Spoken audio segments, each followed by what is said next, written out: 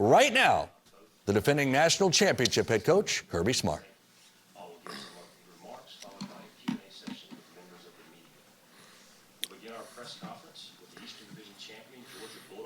Kirby Smart. Coach, welcome back to the SEC championship game. Would you mind making some opening statements before we take questions? I'll start with the tremendous job that our conference does.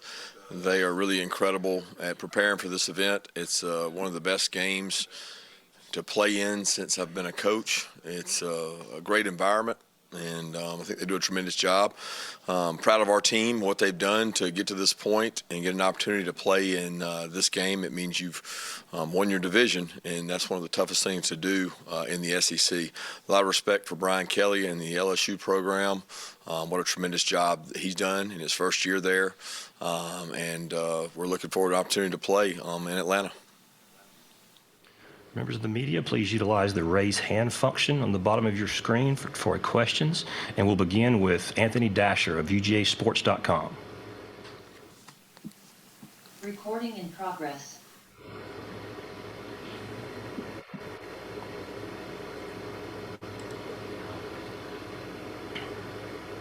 Anthony, go ahead.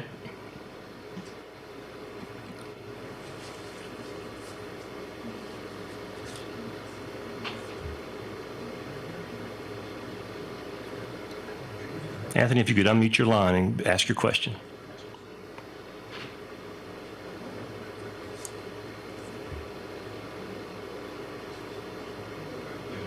All right, let's try Scott Rabelais with the Baton Rouge Advocate. Hey, Kirby, y'all can hear me right here? Yes. Okay. Just wanted your thoughts to think back when you were a young assistant at LSU, and we're looking at your and we're thinking back to when at that time, did you have any thoughts of being a coach in this position, or coaching a national championship program? What did you aspire to back then? I guess is not the Survive the day back then. That was quite some time ago, and was my first full-time SEC job, I guess. I'd come off being a graduate assistant at Florida State, and I'd been a full-time assistant at Valdosta State previous to that. But it was my first time coaching in the SEC. It was a really competitive environment, and it was the year following their national championship there in 2003. So a lot of, tough times and getting acclimated, and a lot of expectations after winning the national championship. And we had a lot of good players coming back on that team. I think most of the defensive players were back off that national championship team. So it was an exciting year. I learned a lot of football that season. But as far as aspiring to where I am now, there was not really thinking about that then.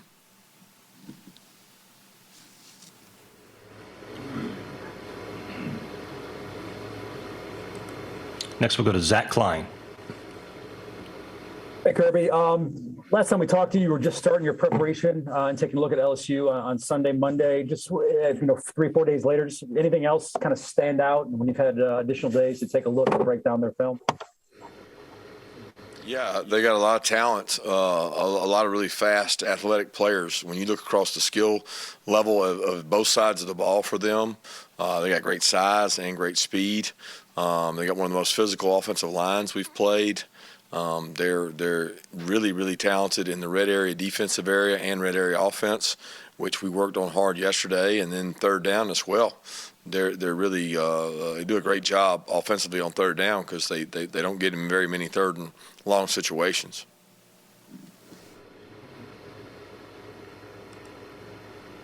All right, we'll go back and try Anthony Dasher with UGA Sports again. There we go, Coach. Can you hear me okay now? Yes. All right, good.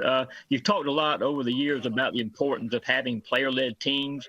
I was just wondering how that aspect has proven to be this year, and what are the biggest impacts having player-led teams can have on a program? Well, any good team is going to be player-led. I mean, I don't know a good team that's not player-led. there's probably some bad teams that wish they had better leaders as players. But the good teams I've been able to be a part of, they're all player led, and that's the way a coach should want it. Because if you do your job, the players follow the directive to lead the other guys, and this team's done that. I mean, they've tried to emulate and kind of mimic the group that did it last year.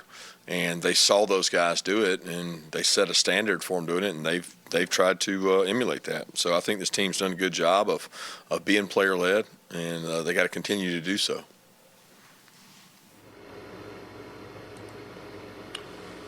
Next we'll go to Michael Lurzo at the Union Recorder.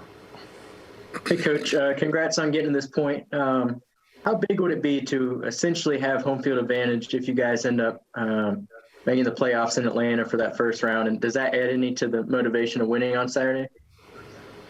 Not really. There's no thought about the next step. There's such a long break between this step and next step. This is the culmination of the season, and it's the next opportunity. We'll cross that bridge when we get to it.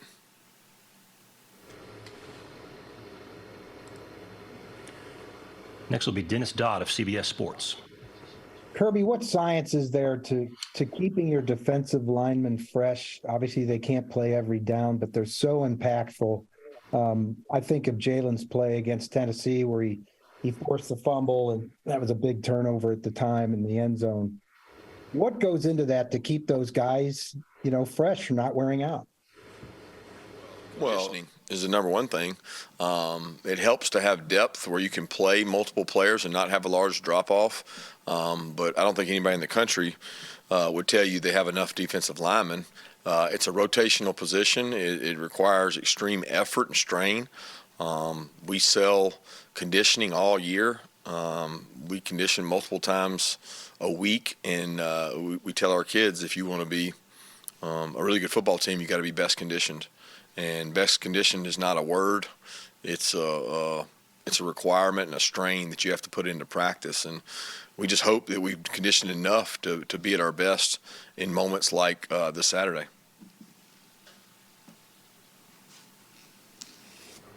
Reminder for questions, please utilize the raise hand function, and we will continue with Jake Rowe. Hey, Kirby, I wanted to ask, what's A.B. Mitchell been able to do this week, and what do you think his status would be for Saturday? Very similar to recent weeks. He's been able to do some practice stuff. He's been able to go out there and rep, and the hopes are that he's able to contribute.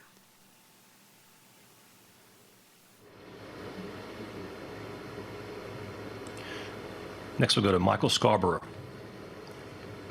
Coach Smart, what is your thoughts on looking at freshman linebacker Harold Perkins for LSU after you've watched him on film? Extremely athletic, very twitchy. We've had a crossover with them on several teams we've played this year, whether that be Tennessee, Mississippi State, Florida, a couple others, Auburn, I think. And he's just extremely athletic, and I think they do a tremendous job utilizing his skill set, whether it's an edge rusher, interior rusher, spy, zone coverage guy, man-to-man guy. He is he's a force to be reckoned with. He's very talented.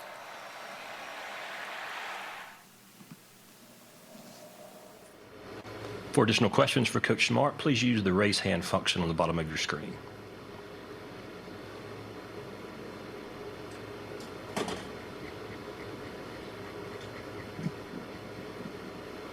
Next, we have Mike Griffith of AJC Dog Nation.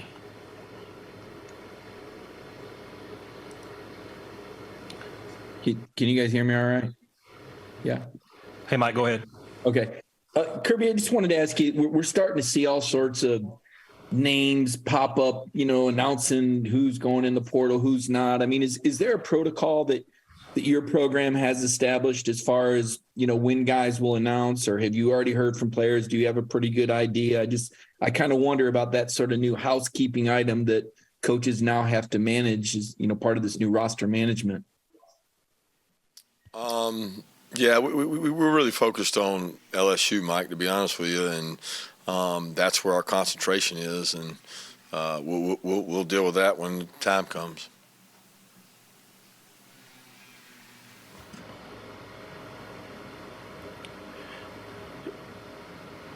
Next, we have Chip Towers of the AJC. Yeah, Coach, obviously this is a tough game. What makes this such a tough game to win? Your team in the one of the best conferences, the team that won the most games or won their division on the other side. It's a matchup of the two what usually is the two best teams in the SEC, which is a really competitive conference.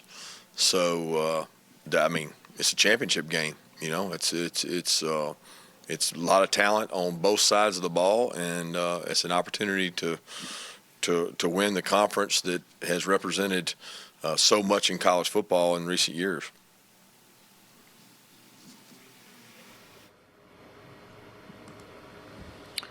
We'll go back to a follow-up from Dennis Dodd.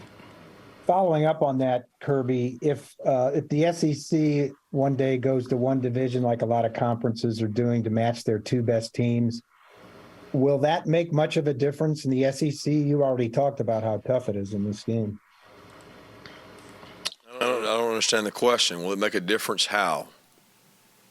Competitively, the fact that an 8-4 team could upset an undefeated team could take away from postseason opportunity. If you have the two best, that only enhances a conference's ability to get two in. Yeah, it sounds like you answered it. I mean, I'm not following what you're asking my opinion of. I think the two best have usually ended up in this game. I think if you take divisions out, you're going to get obviously the two best, maybe the two best. I mean, one team could have had a harder schedule than the other because the schedule is hard to balance. But because some of these conferences, everybody plays everybody. I don't think you're looking at that ever happening in the SEC. So it's a hypothetical to assume that you're going to get the two best. You're going to get the closest to the two best records based on that with tiebreakers. But with the expansion looming, it's. I don't think that this game is going to be a make or break, get you in or out. In most cases, it's probably going to be a situation to maybe move up or something.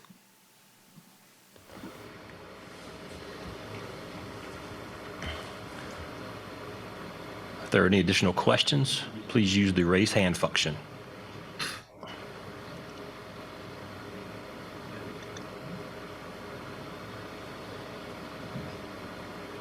We have another from Mike Griffith.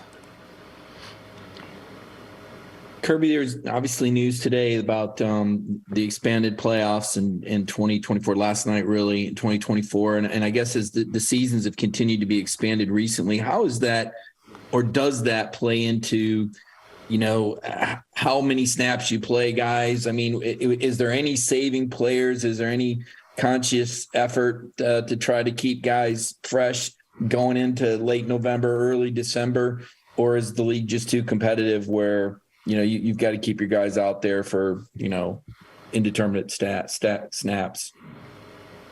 Yeah, I think you're way overthinking it. I mean, the objective is to win your football games, and I don't know many teams that are – I just don't – in our conference, you don't go into the game and say, okay, can I play this guy 20 snaps and not 60 snaps?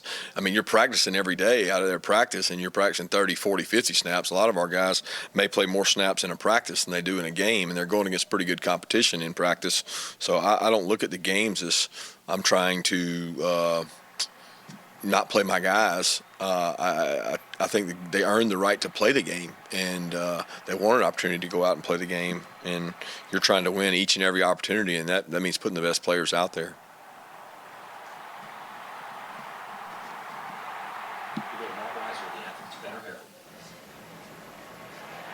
Kirby, I guess with the transfer portal, heating up, I guess next week, have you guys identified as a staff, need for this cycle in terms of position you might want to show up? Yeah, that's not really a conversation piece for us right now. I mean, we have a process in our organization. We have different divisions. Everybody has a timeline for what they're working on. We have, recruiting staff that works recruiting year round. We got player development staff. We've got, all these facets within our organization that they're working on their parts year round.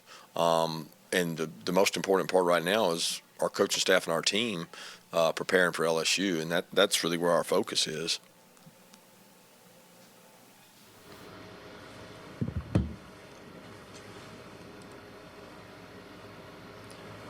Next, we'll go to Connor Riley of Dog Nation.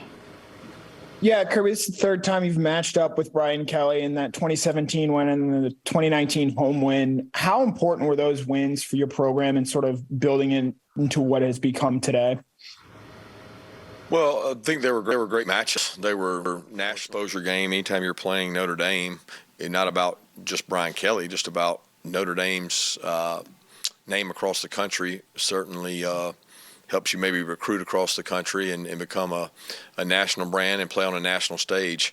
And that's what Notre Dame gave us an opportunity to do. They were both really hard-fought, physical football games in both cases, and got a lot of respect for Notre Dame's program. And I thought it was great for college football to have, Notre Dame and Georgia matched up in those two games.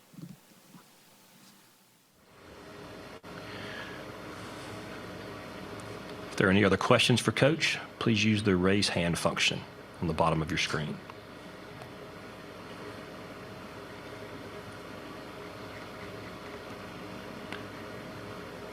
We have another from Chip Towers of the AJC. Coach, several years ago, I think under Mark Richt, they talked about knocking the lid off the program, how that's an important function to be able to achieve higher. Do you feel like you've been able to knock the lid off this program, obviously reaching the highest pinnacle last year? Does that have any lasting effect? Yeah, I don't know, Jeb. I don't really understand. I mean, I'm not into lids on programs. I'm into doing the best job we can for our young men each and every year, and starting that over when you get a chance to start over and try to do it again. I think that would be a subjective question that each person, each fan, each guy with an opinion might see a different way. I'm into doing the best we can for our guys each and every year.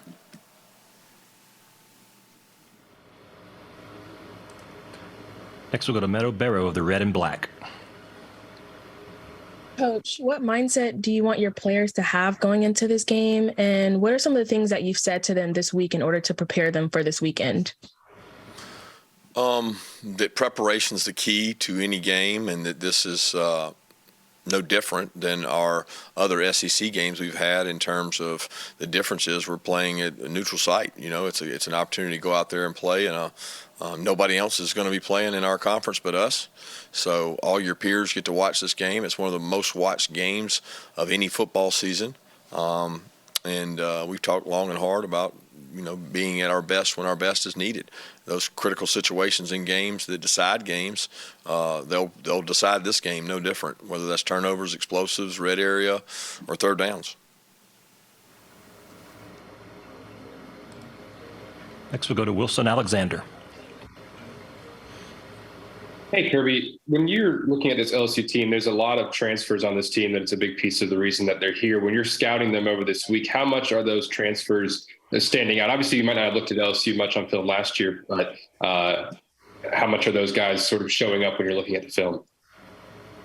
Yeah, a lot. When their staff got hired and got put in place, I would, it's hard to compare that against other programs across the board in the SEC, but I would argue they did the best job of filling holes and creating roster opportunities for guys coming in. And, you start with the quarterback. I mean, the quarterback's played phenomenal for them, and he's a tremendous athlete, and he's been a tremendous asset for them. But they also filled some really big holes on defense with transfers. They hit on the right guys, and probably if they don't do as good a job, it's hard to say where they would be right now, but they put together some really good defensive players as well as quarterback. We'll go to Palmer Tom's Dogs HQ. Yeah, Kirby, Georgia and LSU have matched up 5 times in the SEC championship, second most of anybody. What is it about these two programs that they've been able to sustain success over the course of several different coaches? Yeah, it's the geographic areas. They both have great high school football in and around their universities. The proximity to good players is they've got New Orleans right down the road. We've got Atlanta. Per capita, when you look across the NFL, the state of Georgia and state of Louisiana are always near the top. So that has a lot to do with the success of the programs.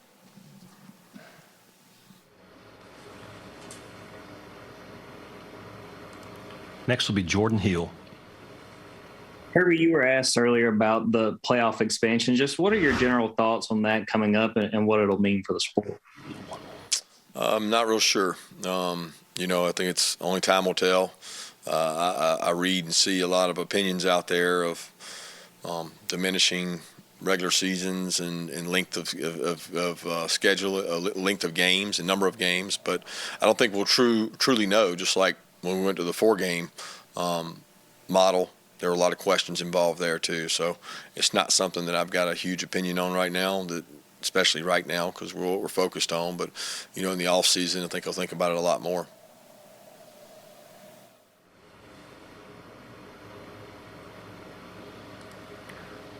We have time for one more question. I think we'll go to Anthony Dasher for a follow-up.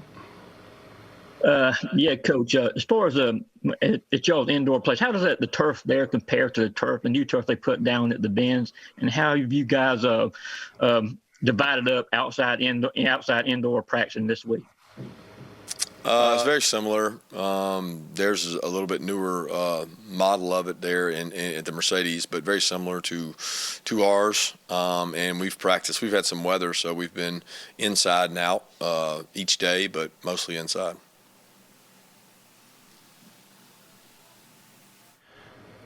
Coach Smart, thank you very much for your time today. Good luck, and we'll see you in Atlanta on Friday.